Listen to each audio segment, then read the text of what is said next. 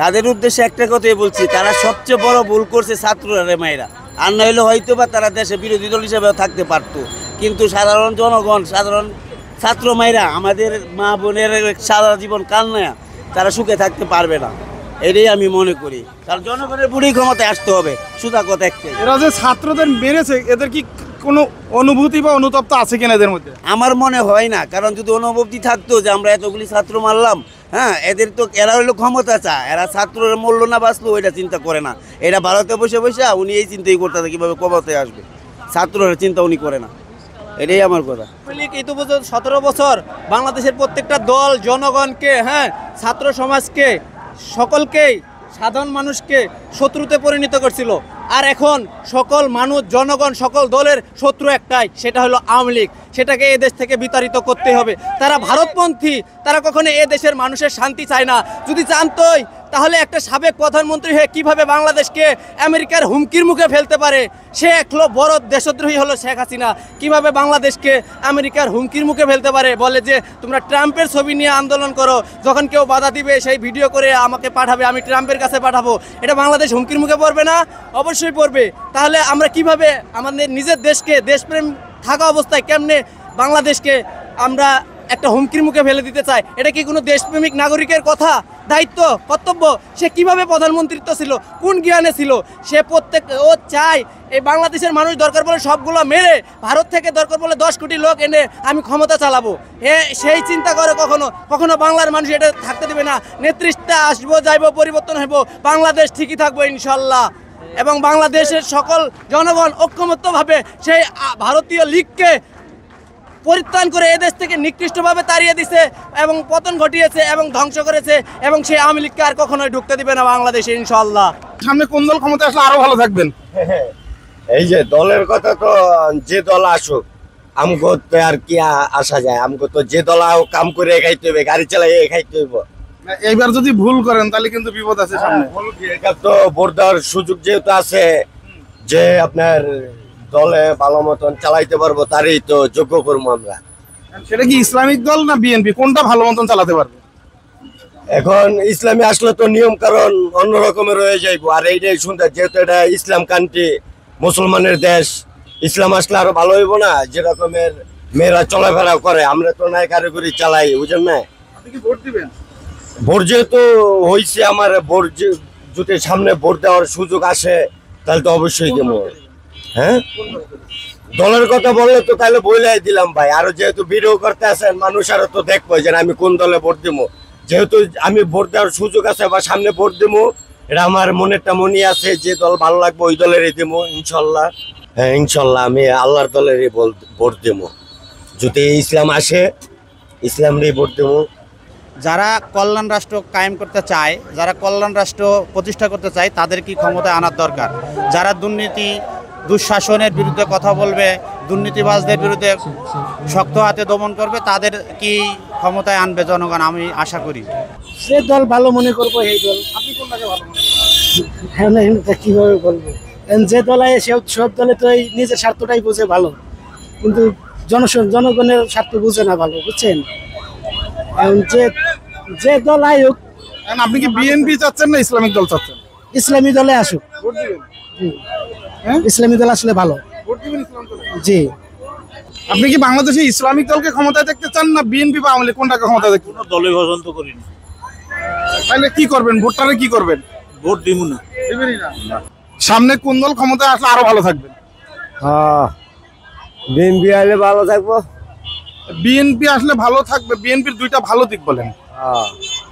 আল্লাহ ভালো রাখবো। কারণ সব দলে তো ভালো খারাপ আছে, বিয়ার করতে ভালো থাকতে পারি না।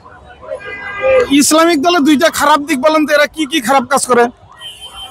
ইসলামী ধর্ম তো দ্বিতীয় নয়, তো আমরা তো চাই ইসলামী ধর্ম হলে কোরআনী শাসন হইব বা ভালো শাসন হইব। ইসলামী ধর্ম তো হেতারা মাথা নাই, গোয়া নাই, আগা নাই, হেরা না দিলে আমরা কি করবো?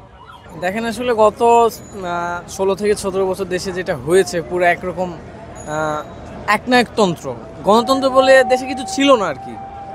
তো ছাত্র জনতা বা যেটাই বলেন, আমরা সম্মিলিত প্রচেষ্টায় এই মানে একনায়কতন্ত্রকে আমরা ধ্বংস করতে পেরেছে। এখন এটার আবার দেখা যাচ্ছে একটা দেশে একটা অস্থিরতা সৃষ্টি করার জন্য একরকম পায়তারা করা হচ্ছে। এটা কোনোভাবে মানে পসিবল নয়, সম্ভব নয় আর কি।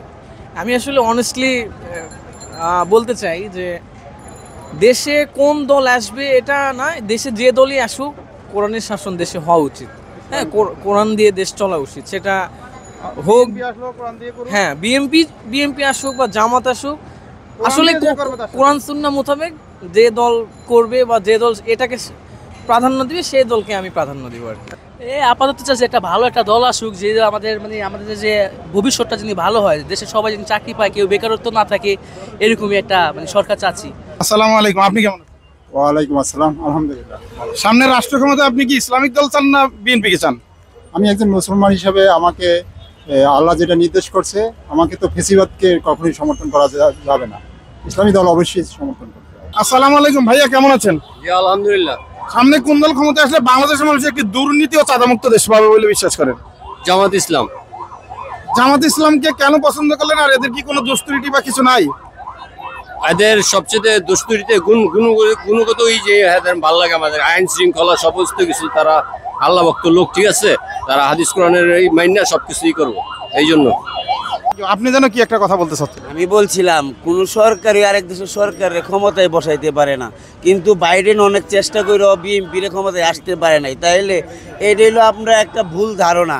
দেশের জনগণই কোন সরকার ক্ষমতায় আসবে সেটা দেশের জনগণই বুঝবে, আর কেউ না।